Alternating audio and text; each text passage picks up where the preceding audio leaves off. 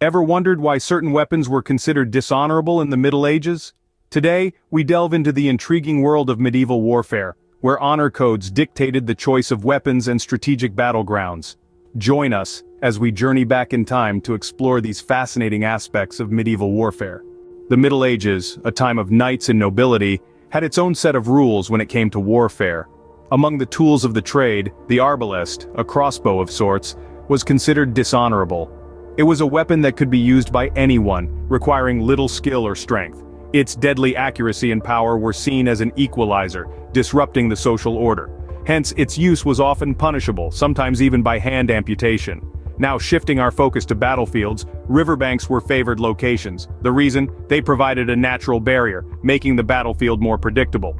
Additionally, they allowed for impartial observers to witness the conflict from a safe distance. These observers could then attest to the honor, or lack thereof, displayed in combat.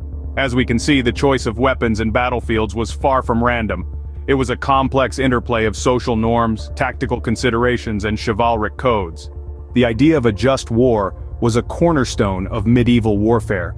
Kings and their councils would wrestle with the notion of a just cause, often consulting with the church for moral guidance. It was believed that warfare was a necessary evil, but it had to be justified. In this context, the king's role was pivotal. He was seen as the guardian of justice, the one who could sanction a war. The king was expected to shield his subjects from the horrors of war, only engaging in it for the greater good. The clergy too had a significant role in shaping the war concepts. They insisted on certain rules of engagement, which eventually became part of the chivalric code. Knights were expected to protect the weak, particularly peasants and church property. They were to show mercy and to respect the sanctity of the church, even during a conflict. These principles shaped the conduct of knights on the battlefield. The size of medieval armies varied greatly across regions and times. From the windswept steppes of Russia to the verdant fields of England, the scale of these forces was as diverse as the lands they marched upon.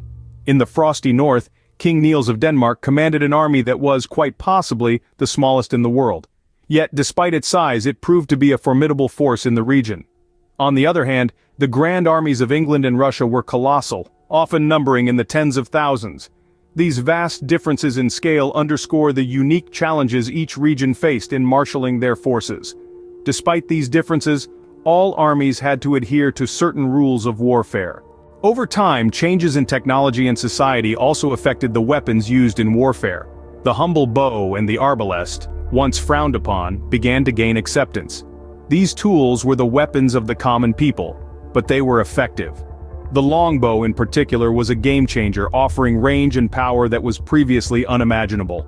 Meanwhile, the arbalest, a type of crossbow, was initially seen as dishonorable, but its efficiency in battle led to its grudging acceptance. The ability of these weapons to pierce armor from a distance leveled the playing field, diminishing the dominance of the armored knight on the battlefield. The biggest shakeup, however, came with the introduction of firearms. These weapons, crude and unreliable at first, would eventually revolutionize warfare. The age of knights and castles was drawing to a close, replaced by gunpowder and artillery. These changes marked the beginning of a new era in warfare. The Reformation and subsequent religious wars caused a shift in warfare. This turbulent period marked the beginning of the end for knights as the primary warfighters. The rise of gunpowder and firearms, coupled with the changing dynamics of the battlefield, made the heavily armored knight increasingly obsolete. The knight, once the epitome of chivalry and martial prowess, was gradually replaced by common infantry armed with muskets and pikes. This transformation was not just about weaponry or tactics, but also about the rules of war.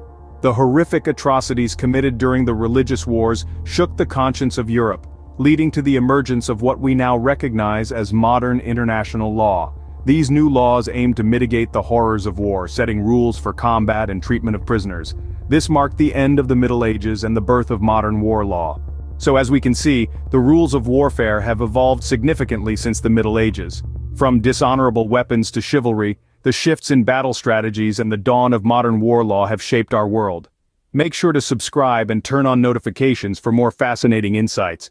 Check out our resources and social media for more information.